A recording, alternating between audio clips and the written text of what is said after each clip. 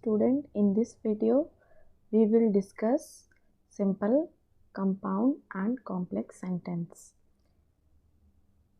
We will cover topics. First is simple sentence, second is compound sentence, third is complex sentence, fourth is how to identify these three sentences, fifth is exercise. So we start from simple sentences. So what is sentence? Sentence is a group of words which make complete sense. आप जानते हो कि sentence क्या होता है? Sentence एक group of words होता है जिसका एक कंप्लीट मीनिंग होना चाहिए। और यहाँ पे कह रहा है कि सिंपल सेंटेंस का फर्स्ट है कि आपका वन सब्जेक्ट होना चाहिए एंड वन प्रेडिकेट होना चाहिए। सेकंड है one subject and one finite verb. तो आप लोगों को सब्जेक्ट और प्रेडिकेट तो पता ही होगा, जैसे कि ही इज़ अ सिंगर, तो ही ये आपका सब्जेक्ट है ही, एंड इज़ अ सिंगर ये आपका प्रेडिकेट है।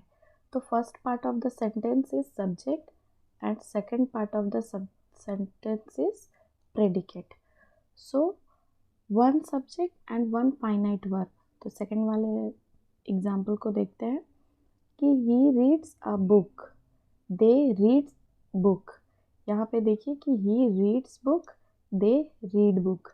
तो आप लोग जानते होंगे कि जब हम लोग सिंपल प्रेजेंट टेंस यूज़ करते हैं या फिर सिंपल प्रेजेंट टेंस जब हम लोग समझते हैं तो उसमें उसका स्ट्रक्चर क्या होता है?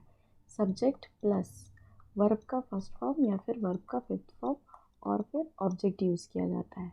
आपका सब्जेक्ट जब सिंगुलर हो तो उसके साथ वर्ब का फिफ्थ फॉर्म यूज़ करेंगे।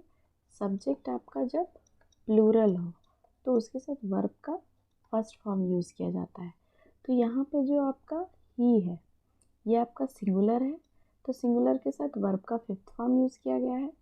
ये आपका दे जो है प्लूरल है तो उसके साथ वर्ब का फर्स्ट फॉर्म यूज़ किया गया है। तो फाइनाइट वर्ब का मतलब होता है कि सब्जेक्ट वर्ब एग्रीमेंट, कि टेंस के हिसाब से इसका सब्जेक्ट के साथ कौन सा आप यूज़ करोगे वर्ब का फॉर्म, ये कहता है फाइनाइट वर्ब। तो finite verb according to the subject use किया जाता है। नेक्स्ट है a simple sentence is one which has only one subject and one predicate. तो फर्स्ट वाला आप जब देख रहे होंगे कि one subject and one predicate है, इस सेंटेंस में भी वन सब्जेक्ट है और वन प्रेडिकेट है। One subject and one predicate है। राम इज़ अ ड्राइवर, तो राम जो है आपका क्या हो जाएगा? ये सब्जेक्ट हो जाएगा, और इज़ अ ड्राइवर ये आपका प्रेडिकेट है। Next is a simple sentence which has only one subject and one finite verb. ये सेकेंड वाला है आपका बी। एक सिंपल सेंटेंस में वन सब्जेक्ट होते हैं और वन फाइनाइट वर्ब होते हैं। She eats fruit, singular subject, verb का fifth form, plural subject, verb का फर्स्ट फॉर्म। ये आपको क्लियर हो गया होगा। Next is compound sentence, a sentence which made up of two or more coordinate main principal clause is a compound sentence। ये आपका कह रहा है कि एक सेंटेंस जो कि दो या फिर उससे ज़्यादा कोऑर्डिनेट या फिर मेन प्रिंसिपल क्लॉज से बना हो उसी को कहते हैं कंपाउंड सेंटेंस। फर्स्ट इसका है आपका कि इंडिपेंडेंट क्लॉज होना चाहिए, और सेकंड है कि ये कोऑर्डिनेट कंजक्शंस होनी चाहिए उस सेंटेंस में। जैसे कि ये से एक एग्जांपल देखिए, राम वॉज रीडिंग, राम जो है पढ़ रहा था, and second Sita was writing, Ram पढ़ रहा था, सीता लिख रही थी। आप इन दोनों सेंटेंस को देखते हो तो क्या समझ में आता है कि ये भी आपका कंप्लीट मीनिंग शो कर रहा है, ये भी आपका कंप्लीट मीनिंग शो कर रहा है। मीन्स ये जो टू सेंटेंसेस है ये इंडिपेंडेंट क्लॉज है। These two sentences are independent clause. Next is जब हम लोग इसको एंड के साथ कोऑर्डिनेट कर देते हैं, एंड जो है आपका कोऑर्डिनेट कंजक्शन है, और भी आपका कोऑर्डिनेट कंजक्शन हो सकते हैं जैसे कि मैंने यहाँ पर बताया है। तो यहाँ पे जो आपका कोऑर्डिनेट कंजक्शन है ये एंड है, तो Ram was reading and Sita was writing. तो ये देखिए आप यहाँ पे दो इंडिपेंडेंट क्लॉज है और उसको एंड के साथ ऐड कर दिया गया है, तो ये आपका बन जाएगा compound sentence. My uncle is rich but my father is poor. यहाँ पे अगर आप देखोगे कि माई अंकल इज रिच, तो ये भी एक कंप्लीट सेंटेंस है, ये भी एक इंडिपेंडेंट सेंटेंस है। और सेकंड वाला माई फादर इज पुअर, ये भी एक इंडिपेंडेंट सेंटेंस है, लेकिन इसको बट के साथ कोऑर्डिनेट कर दिया गया है कि माई अंकल इज रिच, मेरे जो अंकल है वो रिच है, लेकिन मेरे पापा पुअर है। तो ये आपका कंपाउंड सेंटेंस है, इसमें दो इंडिपेंडेंट क्लॉज है और एक जो है आपका कोऑर्डिनेट कंजक्शन है। नेक्स्ट एक क्वेश्चन है, the compound form of we must eat to live, मतलब we must eat to live, हम लोग को जिंदा रहने के लिए खाना होगा। तो इसका ये जो क्वेश्चन है, इसका कंपाउंड फॉर्म आपको आइडेंटिफाई करना है कि इन तीनों में से आपका कंपाउंड फॉर्म कौन सा होगा। तो यहाँ पे क्या सीखा हमने कि कंपाउंड सेंटेंस वो होगा जिसमें इंडिपेंडेंट क्लॉज हो। Ram was reading, Sita was writing, means दो इंडिपेंडेंट क्लॉज होना चाहिए और कोऑर्डिनेट कंजक्शन होना चाहिए। तो कोऑर्डिनेट कंजक्शंस यहाँ पर बहुत सारे हैं, आप देख सकते हैं। तो यहाँ पे देखिए कि जो ये ऑप्शन है, option number 1, eating is a must to live, eating is a must to live, ये सेंटेंस सही नहीं लग रहा है। Next is we must eat और वी कैन नॉट लीव, ये देखिए आपका ये जो और है, यहाँ भी आप देख रहे होगे कोऑर्डिनेट कंजक्शन में और से ये कनेक्ट हुआ है। Next we must eat and live, यहाँ देखिए ये जो है ये भी आपका एंड जो है कोऑर्डिनेट कंजक्शन है, यहाँ से मैच कर रहा है ये कि we must eat and live. Next none of this, ये लास्ट ऑप्शन आपका है नन ऑफ दिस का। तो इन चारों में से आपको क्या लगता है कि कौन सा जो है इसमें फिट बैठेगा, जो ये कंपाउंड सेंटेंस होगा। तो यहाँ पर दो आपका क्राइटेरिया दिया हुआ है, या फिर दो आप बोल सकते हैं कि बातें हैं जो फुलफ़िल करनी चाहिए कंपाउंड सेंटेंस होने के लिए, कि दो आपका इंडिपेंडेंट क्लॉज होना चाहिए। यहाँ पे देख रहे होंगे आप, ये दोनों इंडिपेंडेंट क्लॉज था और कोऑर्डिनेट के साथ इसको कनेक्ट कर दिया गया है। इसका मतलब ये देखिए ये sentence, we must eat we can not live, we must eat और लीव, तो ये दो सेंटेंस ये हो सकता है या फिर ये हो सकता है, क्योंकि इन दोनों में कोऑर्डिनेट कंजक्शंस है। तो वी मस्ट ईट और वी कैन नॉट लीव, इसका मतलब हम लोग को वी मस्ट ईट, हम लोगों को खाना होगा और हम लोग ज़िंदा नहीं रह सकते हैं। तो हम लोग को खाना होगा तभी हम लोग ज़िंदा रह पाएंगे, अगर हम लोग नहीं खाएंगे तो हम लोग ज़िंदा नहीं रह पाएंगे। और इसमें we must eat and live, तो ये आपका जो सेकंड वाला है ये इंडिपेंडेंट नहीं लग रहा है, इसका मतलब कि ये जो आपका सेकंड ऑप्शन है यही आपका करेक्ट आंसर होगा। यहाँ पर देखिए कि कोऑर्डिनेट कंजक्शंस, कुछ कोऑर्डिनेट कंजक्शंस है जैसे एंड, बट, और, as well as, also, not, less than, not only but also, wherever, still, yet, only, either or, neither nor, otherwise, else, therefore, so, for, then, etc. और भी बहुत सारे coordinate conjunctions हैं, आप और भी कोऑर्डिनेट कंजक्शंस को देख सकते हैं जो किसी भी सेंटेंस में यूज हुआ हो। Next is complex sentence. A complex sentence is one which consists of one principal main clause and one or more subordinate clause. Complex sentence में आपका एक principal clause होता है और एक या एक से ज़्यादा subordinate clause होते हैं। तो clause क्या होता है? तो क्लॉज जो होता है ये आपका टू टाइप का होता है, एक इंडिपेंडेंट क्लॉज और एक डिपेंडेंट क्लॉज। इंडिपेंडेंट क्लॉज को ही प्रिंसिपल क्लॉज कहते हैं या फिर मेन क्लॉज कहते हैं, और डिपेंडेंट क्लॉज को सबऑर्डिनेट क्लॉज कहते हैं। इसे एक एग्जांपल से समझते हैं। Sita is a girl who is beautiful.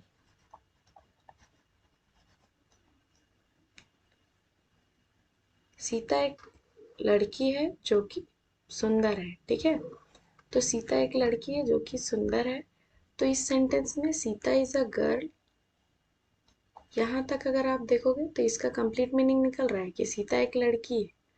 Who is beautiful, who is beautiful, Sita एक लड़की है जो सुंदर है। तो सीता इज अ गर्ल ये कंप्लीट मीनिंग शो कर रहा है, पर विदाउट इसके अगर आप ये सेंटेंस पढ़ोगे तो ये कंप्लीट मीनिंग शो नहीं करेगा। इसका मतलब ये जो है आपका इंडिपेंडेंट क्लॉज है और ये जो है आपका डिपेंडेंट क्लॉज है। तो डिपेंडेंट क्लॉज को एक इंडिपेंडेंट क्लॉज की ज़रूरत पड़ती है ताकि उसका कंप्लीट मीनिंग निकल सके। तो उसी तरह जो एक कॉम्प्लेक्स सेंटेंस होता है उसमें एक प्रिंसिपल क्लॉज होते हैं और वन और मोर सबऑर्डिनेट क्लॉज होते हैं। जैसे ये एग्जांपल देखिए, as I try to enter the hotel watchman said that there was no room. जब उसने होटल को जब एंटर कर रहा था तब वॉचमैन ने उससे कहा कि वहां पर रूम नहीं है। तो यहाँ पर देख रहे हैं आप सेंटेंस कि as I try to enter the hotel, ये एक सेंटेंस है आपका। वॉचमैन सेड ये एक सेंटेंस है और that there was no room ये एक सेंटेंस है। तो यहाँ पे द वॉचमैन सेड आपका मेन क्लॉज है कि वॉचमैन ने कहा, वॉचमैन ने कहा। यहाँ पर मेन क्लॉज हो जाएगा आपका प्रिंसिपल क्लॉज, इंडिपेंडेंट क्लॉज। और यहाँ पे कह रहा है कि as I try to enter the hotel, ये आपका सबऑर्डिनेट क्लॉज हो जाएगा। फिर यहाँ पर देयर वॉज नो रूम, ये भी आपका सबऑर्डिनेट क्लॉज हो जाएगा। तो यहाँ पर मेनली बात हो रहा है कि वॉचमैन ने उससे कहा कि वहाँ रूम नहीं है जब वो होटल एंटर कर रहा था। तो यहाँ पे आप समझ सकते हो कि जो एक कॉम्प्लेक्स सेंटेंस होता है उसमें एक इंडिपेंडेंट क्लॉज होता है, एक आपका जो कह सकते हैं कि प्रिंसिपल क्लॉज या फिर मेन क्लॉज होता है, और दो या दो से अधिक या फिर एक भी आपका सबऑर्डिनेट क्लॉज हो सकता है। इसका एक ट्रिक है, आप इसको पहचान सकते हो कि ये दैट से कनेक्टेड रहेगा या फिर डब्ल्यू एच फैमिली। तो डब्ल्यू एच फैमिली क्या होता है या फिर डब्ल्यू एच वर्ड्स बोल सकते हैं। तो डब्ल्यू एच वर्ड्स जो भी आपका व्हाट हो गया, वेयर, व्हेन, हु, हाउ, ये सारे वर्ड्स जो है डब्ल्यू एच वर्ड्स में आते हैं। जैसे कि एक क्वेश्चन है, the complex form of he confessed his guilt, ये कॉम्प्लेक्स, इसे चेंज करना है। द कॉम्प्लेक्स फॉर्म ऑफ, इसका कॉम्प्लेक्स फॉर्म क्या होगा, ही कन्फेस हिज गिल्ट। तो इसका कॉम्प्लेक्स फॉर्म में इसको चेंज करना है। तो एक कॉम्प्लेक्स सेंटेंस बनाएंगे, ही कन्फेस्ड, उसने कन्फेस किया, दैट, ये आपका दैट से कनेक्ट हो रहा है। दैट ही वॉज गिल्टी, जो वो है गिल्टी है, ठीक है। तो यहाँ तक आप देख सकते हो, ही कन्फेस्ड, उसने कन्फेस किया कि वो जो है गिल्टी है। तो इससे आपको क्लियर समझ में आ गया होगा। Next is how to identify these two sentences. आपको सिंपल सेंटेंसेस तो क्लियर ही होंगे। सिंपल सेंटेंस आप इजीली समझ सकते हो कि उसमें एक सब्जेक्ट होता है और एक प्रेडिकेट होता है, एक उस पे सब्जेक्ट होता है और फाइनाइट वर्ब होता है। लेकिन आपको परेशानी होगी तो कॉम्प्लेक्स सेंटेंस में और कंपाउंड सेंटेंस में हो सकती है, आपको पहचानने में थोड़ी परेशानी आएगी या फिर आप कभी फंस जाओगे। तो इसीलिए आप देखिए कि कॉम्प्लेक्स सेंटेंस और एक कंपाउंड सेंटेंस है। तो compound sentence one independent clause, one dependent clause, one complete sentence, one uncomplete sentence, और कनेक्ट रहेगा ये दैट से या फिर डब्ल्यू एच वर्ड से। जैसे कि यहाँ पर एक एग्जांपल देख सकते हैं, do not have meal until I come back, कह रहा है कि तब तक खाना मत खाना जब तक वो वापस ना आ जाए। तो ये जो अंटिल है आपका, ये आपका कनेक्ट कर रहा है अंटिल आई कम बैक, जब तक वो नहीं आ जाएगा। तो डू नॉट हैव मील, तो यहाँ तक आप देख सकते हो कि ये एक इंडिपेंडेंट सेंटेंस है। Do not have meal until I come back, जब तक मैं नहीं आऊँगा तुम खाना मत खाना, ठीक है। इसका ये कंप्लीट मीनिंग दे रहा है।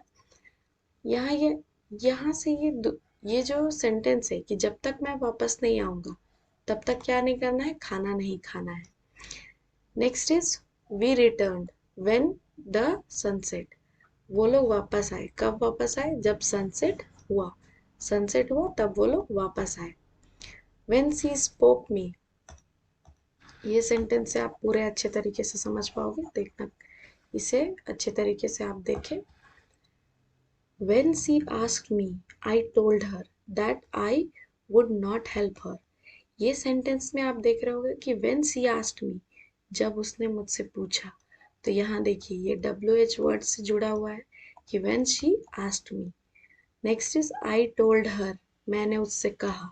ये आपका एक इंडिपेंडेंट क्लॉज है, जैसे वॉचमैन सेड है ना, वॉचमैन सेड, तो उसी तरह I told her कि मैंने उससे कहा that I would not help her. तो यहाँ पे देख रहे होगे कि दैट से कनेक्ट होगा, तो ये सेंटेंस दैट से कनेक्ट हुआ है और इसमें WH से स्टार्ट हुआ है। When she asked me I told her that I would not help her.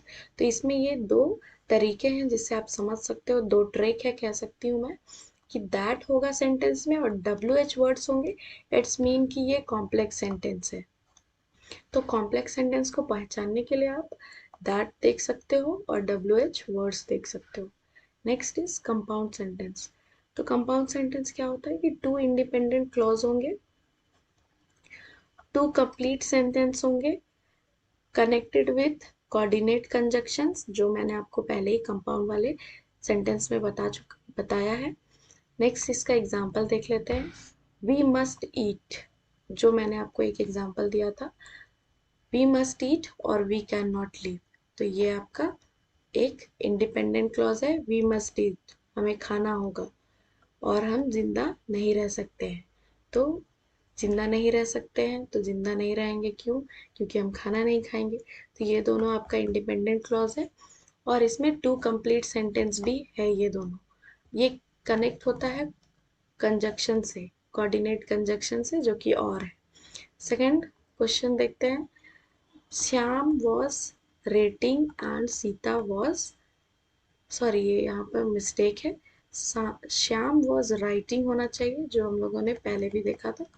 Shyam was writing या फिर Shyam was reading and Sita was writing. ठीक है, इसको यहाँ पे होना चाहिए Shyam was reading and Sita was writing. तो यहाँ पे श्याम वॉज रीडिंग जो हो जाएगा आपका, ये आपका एक कंप्लीट मीनिंग देगा, और सीता वॉज राइटिंग ये आपका कंप्लीट मीनिंग देगा। Next is the sun rose and we could see everything. यहाँ पे भी देख रहे हैं एंड है, तो ये एंड से कनेक्ट हुआ है, इसका मतलब कि ये कंपाउंड सेंटेंस है। कंपाउंड सेंटेंस को पहचानने के लिए आप फैन बॉयज का भी ट्रिक यूज कर सकते हो। Fan boys, fan boys means F for, A for and, N for not या nor, B for but, O for or, Y for yet, S for so। तो अगर कभी भी सेंटेंस में ये फैन बॉयज आए, फैन बॉयज आता है, तो इसका मतलब है कि ये कंपाउंड सेंटेंस है। और इसका एक ये ट्रिक है कॉम्प्लेक्स सेंटेंस का कि इसमें दैट और WH वर्ड्स आएंगे। तो कंपाउंड सेंटेंस के लिए आप क्या देखोगे, दैट होगा या फिर WH वर्ड्स होंगे, और कंपाउंड सेंटेंस के लिए आप देखोगे फैन बॉयज।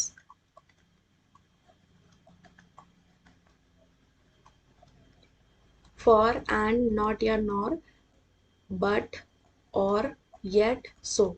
अगर आप ये ट्रिक याद रखते हो तो आपके एग्जाम में हेल्प हो जाएगा। ये ट्रिक तो ठीक है, पर आपको कॉन्सेप्ट भी समझना होगा कि इसका कॉन्सेप्ट क्या होता है। तो कॉन्सेप्ट भी मैंने एक्सप्लेन कर दिया है।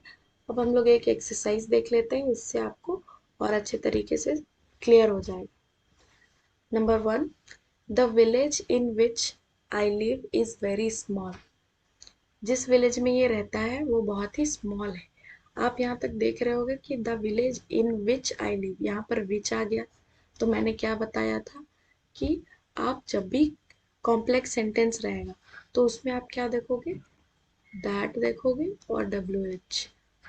तो इस वाले सेंटेंस में आप देख सकते हैं कि ये जो है विच से कनेक्ट हो रहा है, दैट मीन्स ये WH वर्ड्स है।